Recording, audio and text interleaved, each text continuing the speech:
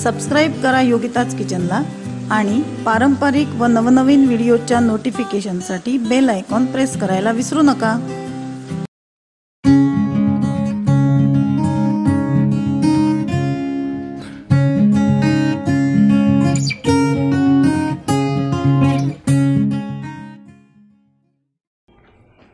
नमस्कार, मी योगिता बिले। योगिताच किचनमध्ये आपल्या सर्वांचं मनापासून स्वागत आहे।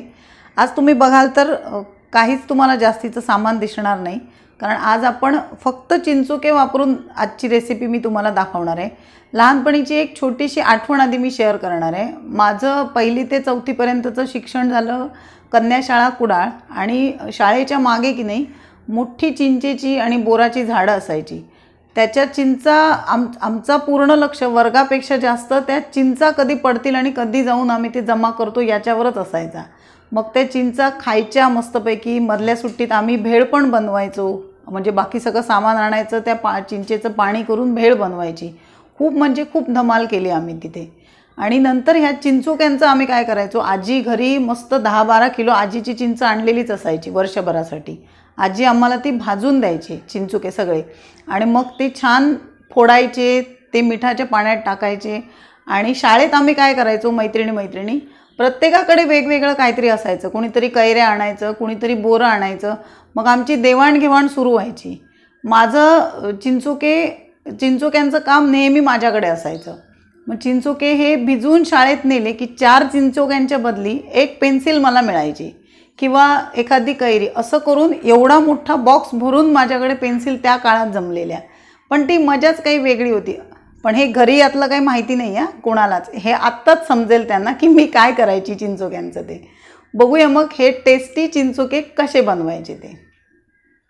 आता आपण रेसिपी बनवणार आहोत ती या चिंचोक्यांपासून। आता हे चिंचोके कुठून आले, तर चिंच साफ करून हे मी कसे बाहेर काढायचे तुम्हाला दाखवलेलेच आहेत। अगदी स्वच्छ, म्हणजे 2 पद्धतीने दाखवलेलेच आहेत। तर हे मी असे आता काढून घेतलेत। आता हे आपण पहिलं भाजून घेणार आहोत। इथे आता मी तवा घेतला आहे आणि तव्यावर हे चिंचोके घालते मी।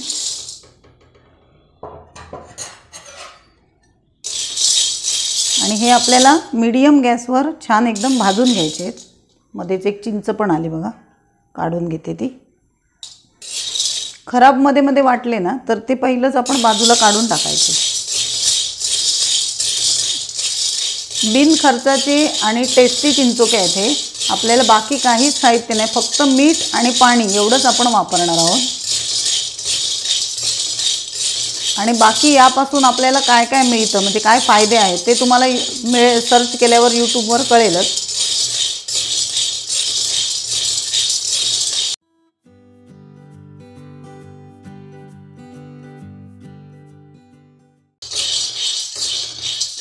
आता यांचा कलर बदलला आहे, तुम्हाला दिसतच असेल। थोडा असे काळपट त्याला शेड येते। आता एवढ्या स्टेजला आपण हे बंद करून टाकायचं। आपल्याला लगेचच कळतं, म्हणजे काही जास्त वेळ लागत नाही, 1-5 मिनिटातच हे भाजतात। आता यावरच मी हे पसरून ठेवते। तुम्हाला तडतड आवाज येतच असेल यातनं। जेव्हा हे भाजायला लागतात ना तेव्हा त्याच्यातनं आवाज यायला लागतो। आता हे भाजून झाले ना की यातच ठेवून मी हे थंड करून घेणार आहे। आता त्यातले थोडेसे मी काढून घेतलेत, ते काही गरम आहेत पण मला राहावेच ना, म्हणून मी थोडे त्यातले काढून घेतलेत आणि दगडाने मी हे थोडे असे चेचून घेतलेत। मग त्याचं साल आहे ना असं निघतं, हे बघा असं भाजल्यानंतर। आपण शेंगदाण्याचं कसं साल काढतो, हे जरा साल थोडंसं कडक असतं। हळूहळू दगड मारा, नाही तर त्याचा भुगा होऊन जाईल। अशा प्रकारे मी सोलून घेतले थोडे। अगदी पटापट सालं निघतात, हलके हलके दगड मारून घ्यायचे त्याच्यावर। हे बघा दाखवते तुम्हाला। हे असे खायला पण छान लागतात कडक, पण बऱ्याच जणांना कडक नको असतात, पण मला असे पण खूप आवडतात। मग हे मी असे सोलून घ्यायचे असे। आणि नंतर आपण काय करायचं की याच्यात पाणी घालायचं बुडेल एवढं। आणि आता हे थोडेसेच आहेत, बाकीचे मी नंतर सोलते। आणि पाव चमचा मीठ घालायचं याच्यात।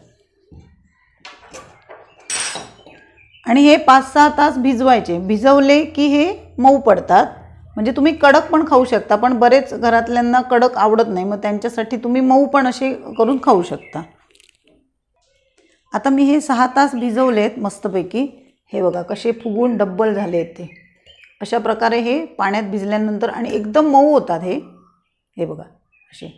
एकदम मऊ होतात ते भिजल्यानंतर आणि हे मग खायला खूप छान लागतात. म्हणजे तुम्ही कडक पाहिजे कडक खाऊ शकता असं आणि मिठाच्या पाण्यात भिजल्यामुळे ना अजूनच छान लागतात ते. हे बघा कसे छान डब्बल झाले आहेत ते. सगळे एकदम बुडवायचे नाहीत मिठाच्या पाण्यात. तुम्हाला जसे पाहिजे ना तुम्ही एका डब्यात हे भाजलेले भरून ठेवा आणि जसे तुम्हाला लागतील ना तसे थोडे थोडे मिठाच्या पाण्यात भिजत घाला. फक्त सालासहित मिठाच्या पाण्यात घालायचे नाहीत. भिजवून म्हणजे साल काढूनच मिठाच्या पाण्यात घालायचे. नाहीतर साल ते मऊ होतं आणि सगळं असं गिचका तयार होतो त्याचा. म्हणून फक्त सोलायचे थोडेसे कष्ट घ्या. हे बघा अशा प्रकारे हे तयार होतात आणि मग हे खायला खूप भारी लागतात. हे आता पाण्यातनं काढून ठेवायचे म्हणजे थोडेसे ड्राय होतात आणि नंतर मग तुम्ही खाऊ शकता. पाहिलंत ना किती झटपट चिंचोके खायची पद्धत दाखवली मी तुम्हाला. ते तुमचेही असे काही लहानपणीचे अनुभव असतील शाळेतले तर तेही आम्हाला नक्की शेअर करा. आणि हा तर बाउल आज दिवसभरात माझं संपणारच आहे. बाकी पुढची तयारी पुढच्या दिवसांची पण तयारी मी छान करून ठेवली आहे. तुम्हाला हा व्हिडिओ कसा वाटला ते तुमच्या कमेंटद्वारे आम्हाला नक्की कळवा. हा व्हिडिओ आवडला असेल तर नक्की लाईक करा, शेअर करा आणि अशाच माझ्या रेसिपीज तुम्हाला पाहायच्या असतील तर योगिताज किचनला नक्की सबस्क्राईब करा. थँक्यू.